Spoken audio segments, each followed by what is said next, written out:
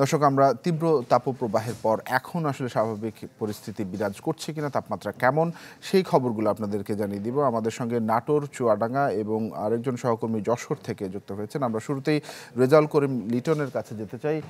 লিটন, কি অবস্থা? আমরা দেখেছি নাটোর উত্তরবঙ্গে বেশ তাপপ্রবাহ ছিল, আজকের আবহাওয়াটা কেমন?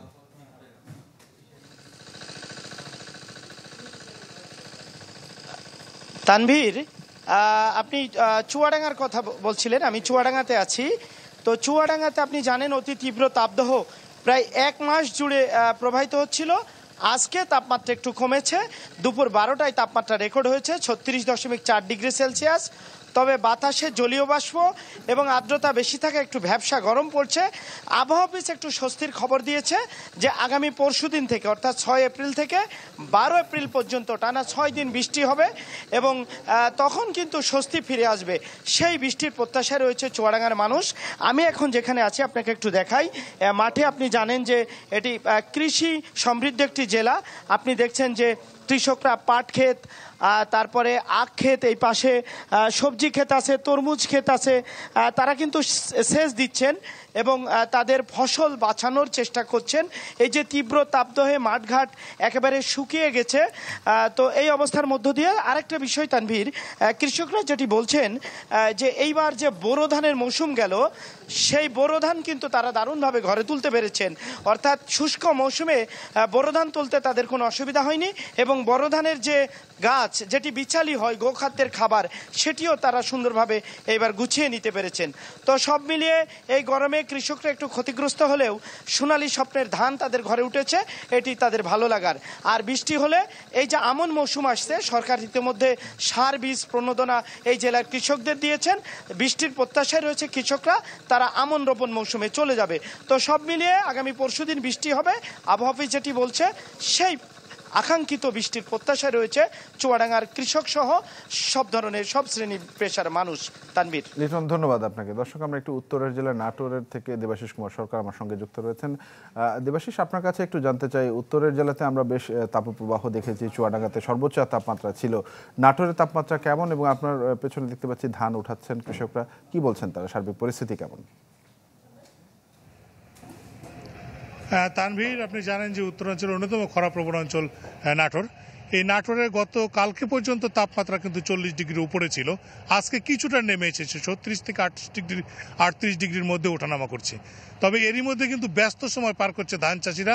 আবহাওয়ার যে পূর্বাভাস, 2-1 দিনের মধ্যে বৃষ্টি হবে এবং আকাশেও মাঝে মধ্যে মেঘলা দেখা যাচ্ছে, কিছু কিছু মেঘ আকাশে ঘুরছে, যার কারণে একটা গুমোট এক ধরনের পরিস্থিতি তৈরি হয়েছে। তো এই মতো পরিস্থিতিতে কৃষকরা কিন্তু সর্বশক্তি দিয়ে তারা ধান কাটার কাজে লেগেছেন। কোথাও কোথাও হারভেস্টার এবং কোথাও মানুষ যাতে নিজেরাই কেটে ঘরে তুলতে পারে সে ব্যাপারে তারা প্রচণ্ড রকমের ব্যস্ত সময় পার করছে।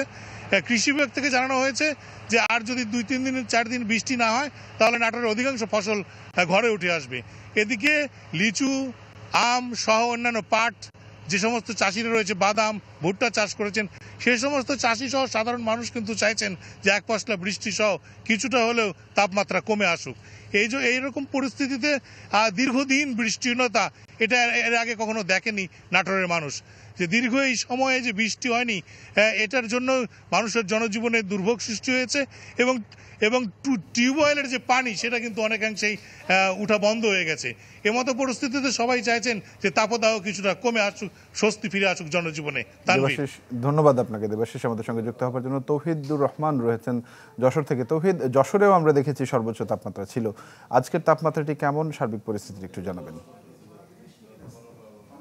হ্যাঁ তানভীর, আপনি যে খবরটি জানাচ্ছিলেন যশোরেও একই অবস্থা, যে এখানে ঝড় বৃষ্টির দেখা না মিললেও তাপের যে তীব্রতা ছিল সেটা কিন্তু কমে এসেছে। গতকালও ছিল 40 ডিগ্রির উপরে তাপমাত্রা।